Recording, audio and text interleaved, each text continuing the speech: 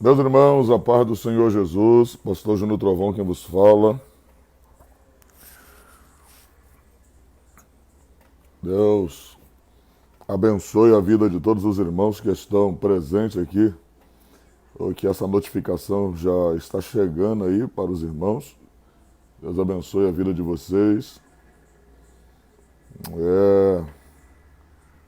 Estou aqui hoje fazendo uma live aqui na página, né? Na minha página. Havia marcado aí uma live ali no Facebook, no Instagram, aliás, mas fui impedido de fazer essa live. E eu quero aproveitar aqui, quem sabe não era para lá, era para aqui, e eu quero aproveitar para falar acerca do que está acontecendo.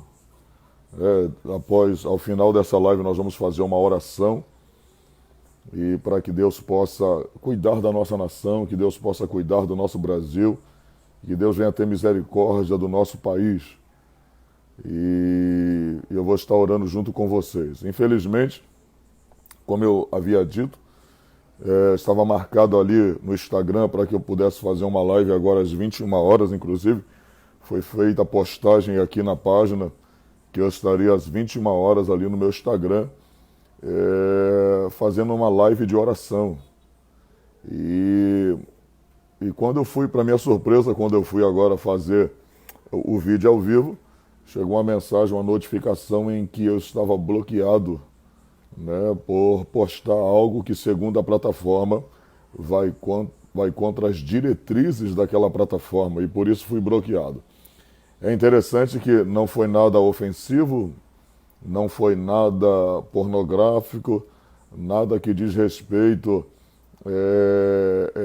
às famílias, né, que vai ofender as famílias, mas algo que acontece nos dias atuais, o que está acontecendo sobre a pandemia, sobre o que vem acontecendo. Eu vejo gente postando na plataforma fotos do presidente da República sem cabeça. Já vi pessoas ali, outro dia mesmo fiz uma denúncia em que um Instagram de uma mulher que fazia comidas com a aparência de feto, né, comendo a perninha da criança, a cabeça da criança, e o Instagram nunca bloqueou esse tipo de conta. Agora mesmo tem um vídeo de um cidadão que viralizou ensinando as crianças a adorarem a Satanás e fazer símbolos satânicos. E o Instagram não bloqueia esse tipo de conta. Mas, como nós somos servos de Deus, como nós somos servos do Deus Altíssimo, somos conservadores, amamos a família, a instituição que Deus criou, parece que estamos sofrendo agora, nessas últimas horas, estamos sofrendo uma retaliação. Eu não tenho dúvida que a perseguição contra a igreja já começou, e isso tudo está sendo provado através dos decretos que estão sendo, que foram baixados nesses últimos dias pelos governantes. E, para minha surpresa, um país tão democrático como o nosso, né? Um país tão cristão como o nosso, a gente está vendo agora como a perseguição está aumentando contra as igrejas. Isso, na verdade, não me espanta. Isso tem que acontecer, isso deve acontecer até mesmo para despertar a igreja, despertar os servos de Deus. Acredito que isso é uma oportunidade que Deus também está dando à igreja para buscar mais a Ele, buscar a sua presença, buscar um pouco mais da sua palavra. E isso é para despertar a própria igreja. Você observa ali no capítulo de número 2 de Atos dos Apóstolos, a igreja ela recebeu poder, e a igreja tinha uma missão após receber o poder. Jesus disse que quando eles recebessem poder, é para que eles pudessem ir até as cidades como Jerusalém, pregar primeiro em Jerusalém, na Judéia, Samaria, e os confins da terra. E a Bíblia vai dizer que a igreja parece que se acomodou em Jerusalém e a igreja não queria sair. Então veio Saulo de Tarso assolando a igreja com cartas de autorização para que pudesse se fazer isso com as autoridades romanas. Então, a igreja foi assolada naquele momento, mas aquela assolação veio para despertar a igreja. A igreja ela realizou a obra do Senhor Jesus através daquela perseguição que Paulo impetrou sobre a igreja. E E o que me faz agora entender o que está acontecendo no Brasil é justamente olhando por esse lado espiritual em que Deus está permitindo a igreja sofrer uma perseguição através dos decretos baixados, porque eu tenho recebido vídeos de amigo em que as suas igrejas estão sendo lacradas, em que as portas dos templos estão sendo fechadas, pastores estão sendo levados para a delegacia para responderem, irmãos, para responderem por esse ato aparentemente de desobediência às autoridades, quando na verdade quem entende um pouco da Constituição sabe que ela nos garante o direito de liberdade de culto. A nossa Constituição diz que esses direitos são invioláveis. E, na verdade, quem conhece também de lei sabe que um decreto não é maior do que a lei, mas estão fazendo com que o decreto seja maior do que a própria lei e isso se torna-se inconstitucional. Então, a gente observa que algo terrível está sendo feito agora nesta última hora. A igreja, justamente a igreja, está sendo perseguida. Ela que deveria, nesse momento de pandemia, exercer um papel fundamental nessa pandemia de oração, de orar pelas pessoas, por imposição de mão, mas a gente está sendo impedido de exercer aquilo que a gente mais ama. Então, isso é bom para que a gente possa entender também um outro lado aqui que eu queria deixar para os irmãos, entender também que a única coisa que pode parar o evangelho nesse país, a única coisa que pode impedir do pastor Trovão pregar, de você anunciar o evangelho, é justamente a lei.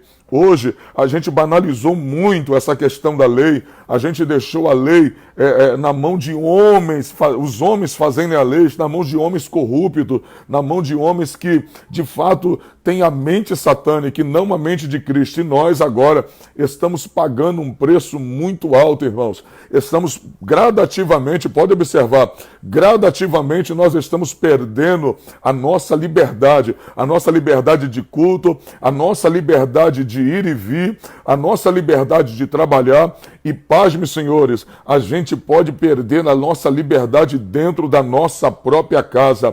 Só a lei é capaz de fazer isso. Só a lei é capaz de estender o seu braço e entrar dentro da nossa própria casa.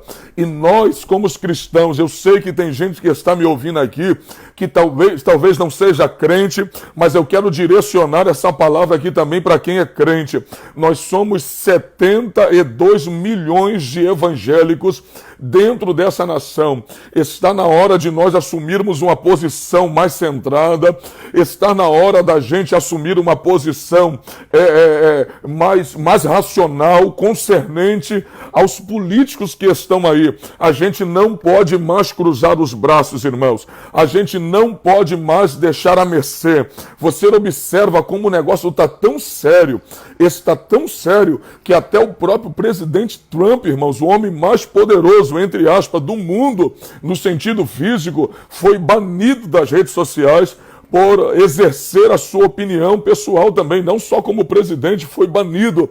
Então observe que as coisas estão perdendo o senso, as redes sociais estão sem limites.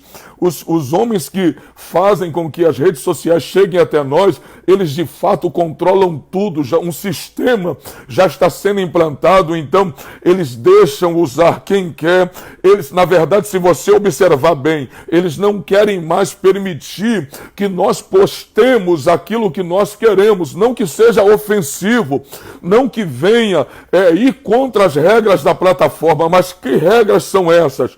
Que tipo de regras são essas? Regra das quais é a favor da família, regra das quais é a favor do conservadorismo. Que tipo de regra é essa que a gente posta alguma coisa e a gente é cortado imediatamente? Então, a gente precisa atentar e abrir os olhos para o que está acontecendo. Eu já disse isso em muitas pregações minhas e vou falar aqui nessa live agora.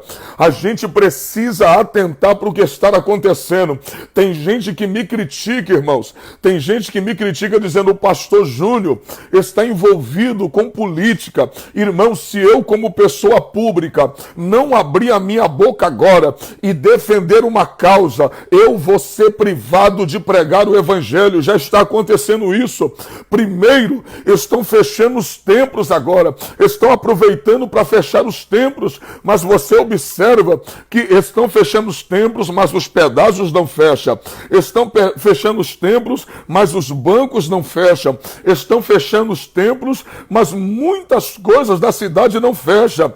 Eles estão usando os decretos justamente para que, usando alguns outros meios, sacrificando alguns outros meios, mas de fato estão usando isso para prejudicar diretamente a igreja.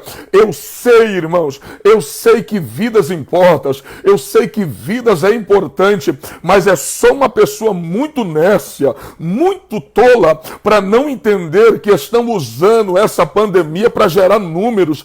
As pessoas hoje estão focadas em gerar números, em falar que tantas pessoas morreram, está morrendo. Isso é uma verdade, entre aspas, porque a gente não sabe, porque parece que todo mundo que morre no Brasil hoje, todo mundo que está morrendo agora parece que é vítima desse vírus, irmãos. Ninguém morre mais baleado no Brasil, ninguém morre mais de câncer, ninguém morre mais de AIDS, ninguém morre mais atropelado, ninguém se suicida mais, ninguém está sendo assassinado. Parece que totalmente é só Covid. E eu fico pensando, eu falei: meu Deus, o que está acontecendo? Que o povo não desperta. Irmãos, olha o que eu estou dizendo para vocês aqui. Eu não vim aqui trazer dissensão para ninguém. Eu não vim aqui dizer para você que você deve ficar nas ruas fazendo aglomeração. Não é isso. Você deve deixar de usar sua máscara. Não é isso. Deixar de usar o álcool em gel. Não é isso que eu vim aqui dizer.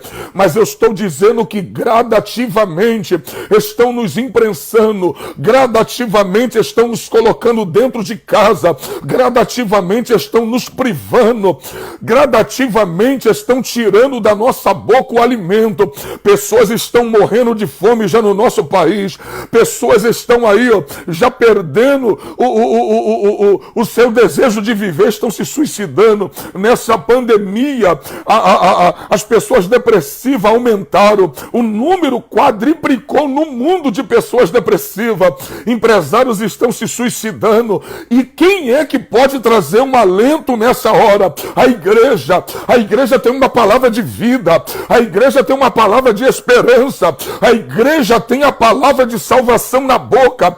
E se nós formos privados de pregar essa palavra, que esperança vai restar por mundo? Que esperança vai ter por mundo? A única certeza que eu tenho é que homens diabólicos se manifestaram nessa hora final. Homens com a mente de Satanás se manifestaram nessa hora derradeira. Homens com o coração de Lúcifer, com os sentimentos de Lúcifer, porque alguém está dizendo que está defendendo a vida. Alguém está dizendo que está defendendo a vida. Agora, peraí. Que vida é essa que esses homens estão defendendo? Se todos os dias eles têm prazer em falar nas pessoas que morreram, nas pessoas que partiram, que supostamente foi desse vírus, mas cadê os 10 milhões de pessoas que foram curadas dessa desgraça? Cadê os 10 milhões de pessoas que foram recuperadas dessa doença infeliz? Estão querendo, irmãos, acabar com a mente das pessoas, estão querendo de fato destruir o sentimento das pessoas e injetar o medo dentro da mente das pessoas, porque com medo você não pensa, com medo você não raciocina, com medo você não decide. O medo acaba atrofiando a sua razão e você fica isolado. É o que está acontecendo agora. Pessoas que estão aí de fato isoladas, pessoas que estão aí de fato arruinadas dentro de casa, porque sabe por quê? Não tem uma esperança. Eu ainda estou aqui na live alertando vocês e pregando sobre a palavra, mas até quando eu vou pregar? Até quando vão me deixar aqui falar para 11 mil pessoas? Fala para mim, até quando? Só uma coisa pode impedir do pastor Trovão pregar, é a lei. É a lei, irmãos. E às vezes as pessoas, quando me vê falando de política, irmãos, eu sei do que eu estou falando. Eu sei o que está acontecendo agora. A gente conhece os bastidores. E homens diabólicos querem nos calar, querem parar a marcha da igreja. Mas não adianta, irmãos. Se Deus levantou a nossa vida e levantou a sua, com lei ou sem lei a gente vai pregar. Porque nós não vamos recuar. Nós não deixaremos de pregar o evangelho nessa hora final. Com decreto ou sem decreto nós vamos pregar. Sabe por quê? Enquanto não for lei, escute isso aqui, enquanto não for lei, eu não tenho a obrigação de obedecer. Enquanto não for lei, eu não tenho a obrigação de obedecer. Um decreto não é maior do que uma lei. Não se podem fechar igrejas, não podem lacrar igrejas. Irmãos, eles estão fazendo isso porque o povo é incauto. Porque se o povo conhecer os seus direitos, o povo não se rende. Se o povo conhecer os seus direitos, ninguém vai de fato escravizar um povo que tem conhecimento. O que a Bíblia diz? O meu povo é destruído porque lhe falta conhecimento da sua palavra. O meu povo é destruído porque lhe falta conhecimento da minha palavra. Se nós conhecermos a palavra e se conhecermos nossos direitos como cidadão, a gente não será escravizado, porque só um povo que não tem conhecimento dos seus direitos é que pode ser escravizado. Então, quando vocês verem o pastor Júnior Trovão mencionando, falando alguma coisa acerca de política, é porque justamente eu preciso falar hoje para não parar de pregar o evangelho amanhã, porque daqui a pouco, hoje estão fechando as igrejas, daqui a pouco já não se pode mais pregar o evangelho no Brasil, já não se pode falar, porque vão criar uma estratégia para dizer que a religião é que causa confusão, é que a religião é a causa da morte de muita gente no mundo, e está proibido terminantemente a pregação do evangelho. Irmãos, daqui a pouco vai acontecer isso, eu não tenho dúvida. Então, ou a gente muda agora, ou as pessoas irão nos escravizar, vão nos calar através de leis que serão baixadas nesse país. Muitas leis no Brasil não passou ainda, sabe por quê?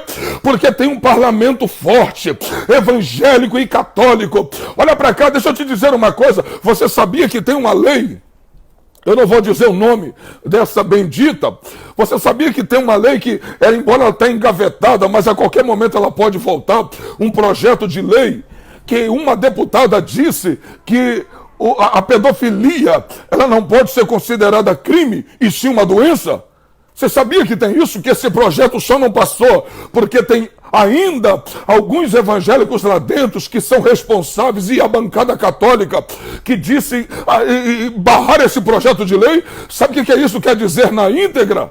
Isso quer dizer que se a pedofilia ela for considerada doença, isso quer dizer que se a minha filha ou meu filho estudar num colégio e lá tiver um pedófilo e ele alisar minha filha, machucar minha filha, a minha filha vai chegar em casa dizendo que aquele safado, ele alisou as partes íntimas dela. E sabe o que vai acontecer? Eu não vou poder ir na escola levar uma viatura de polícia para prendê-lo. A viatura vai ter que retirar ele da escola e levar ele para o hospital para ser tratado, porque pedofilia não é um crime, é uma doença. Olha o que está em trâmite, olha o que está circulando dentro do Congresso, e a gente falando que política é do diabo, e a gente falando que essa coisa, os crentes não podem se meter. Eu sou a favor, eu, pastor Júnior, eu não sou a favor que a política entre dentro da igreja, mas eu sou a favor que a igreja entre na política.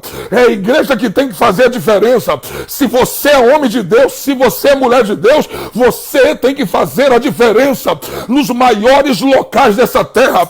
Poder não foi feito para ser colocado na mão de gente errada.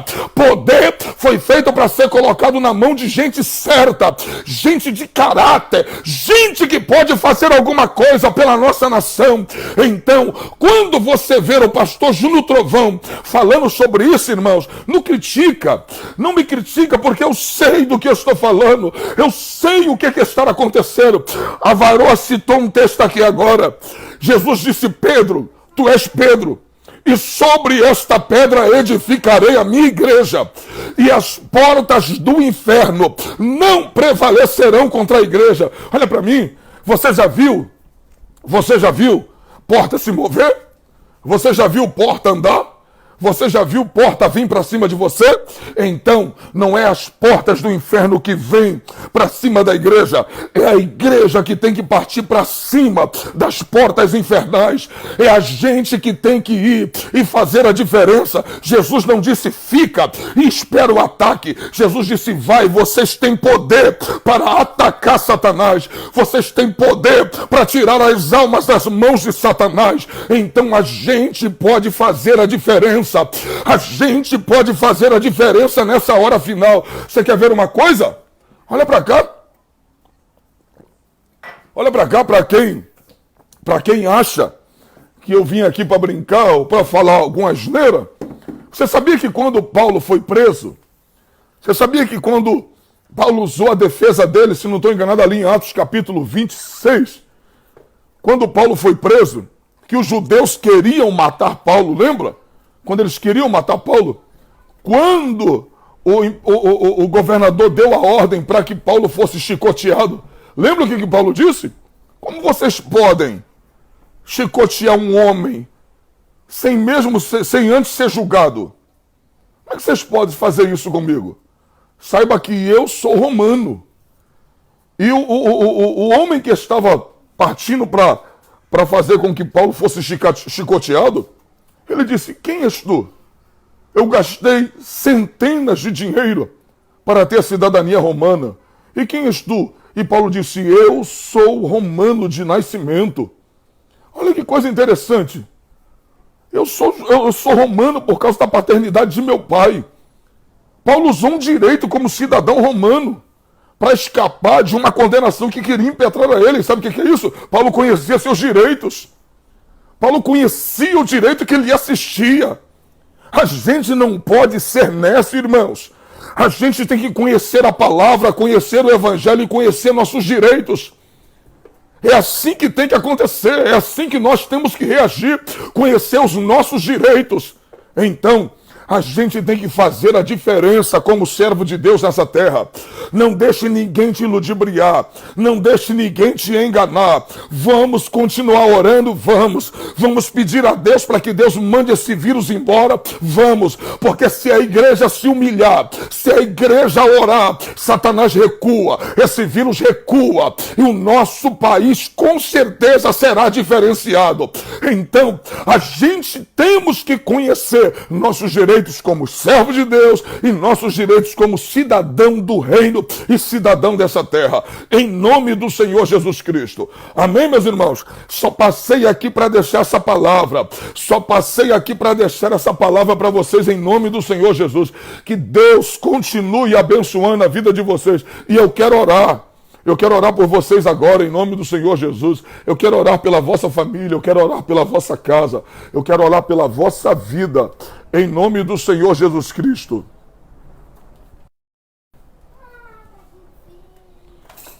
Eu quero orar pela vossa... Vamos orar. Coloque a mão sobre o seu coração.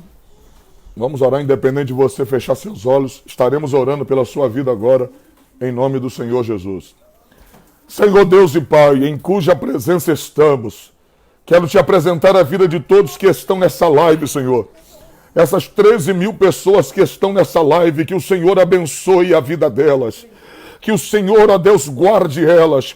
Visita seus filhos, visite seus pais, visite seus parentes, visita a vida delas, Senhor. Livra, Senhor, das doenças, livra da peste, livra do mal. Ó Deus, cobre essas pessoas com teu sangue. Em nome do Senhor Jesus, estende as tuas mãos sobre elas. Ó Deus, e dá livramento nesta hora final. Reveste teu povo, Senhor, com poder. Reveste teu povo com autoridade. Reveste teu povo com graça. Em nome do Senhor Jesus Cristo. Aonde tiver, ó Deus amado, alguém que precisa, Senhor, do teu socorro, socorre ele agora. Socorre ela agora. Socorre teu servo. Livra dessa depressão. Livra, Senhor, dessa doença. Livra, Senhor, em nome do Senhor Jesus Cristo, eles agora. Ó Pai, visita esse lar, visita esse casamento, visita essa vida, visita esse presidiário, visita esse traficante, essa prostituta. Visita, Senhor, em nome do Senhor Jesus, os doentes que estão nos hospitais. Repreenda o espírito da morte. Ó Deus, em que o espírito de vida entre nos leitos agora, em nome do Senhor Jesus. Visita o Brasil, visita o mundo, visita, Senhor, as nações, em nome de Jesus. Amém e amém. Deus abençoe, meus irmãos, em nome de Jesus, a vida de vocês, e estaremos voltando, se Deus permitir, faremos uma live amanhã, em nome de Jesus. Vem cá, aqui ó, minha filhinha Juju aqui ó. Fala oi, bota o microfone aí no ouvido. Fala oi. Oi. Fala paz do Senhor. Pai Senhor, gente. Deus abençoe a vida de vocês. Fala. Abençoe a vida de vocês. Fala, ontem estava estudando a Bíblia. Estava estudando a Bíblia, foi muito legal. Com quem? É porque ontem estava tendo uma tempestade.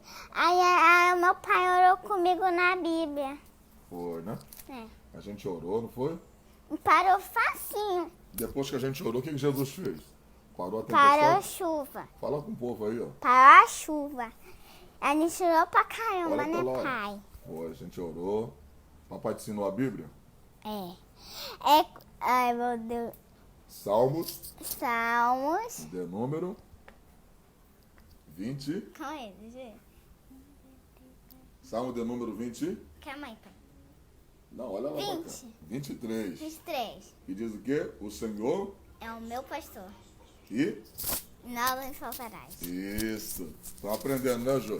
Quando você orou ontem, naquela tempestade, o que Jesus fez? Parou a chuva. Fala pro povo aí, ó. Depois da oração. A gente parou a chuva. Glória a Deus. Ainda bem que não acabou a luz. Glória a Deus. É isso aí. Dá tchau pro Porque povo. Jesus não deixou. Tchau, tchau, tchau. Muito beijinho. É isso aí, meus irmãos. Ensina as crianças o caminho que devem andar. E ao crescer, não se desviará deles. Tá bom? Deus abençoe a vida dos irmãos. Um grande abraço. Compartilhe essa live. Faça ela chegar ao maior número de pessoas. E eu vou estar voltando aí, de repente, amanhã, pregando a palavra de Jesus aqui. Aí a gente vai pregar, tá bom? Deus abençoe. Hoje foi só um alerta, mas quem sabe amanhã aqui eu volto e a gente prega a palavra de Jesus nesse mesmo horário. Grande abraço. Deus abençoe.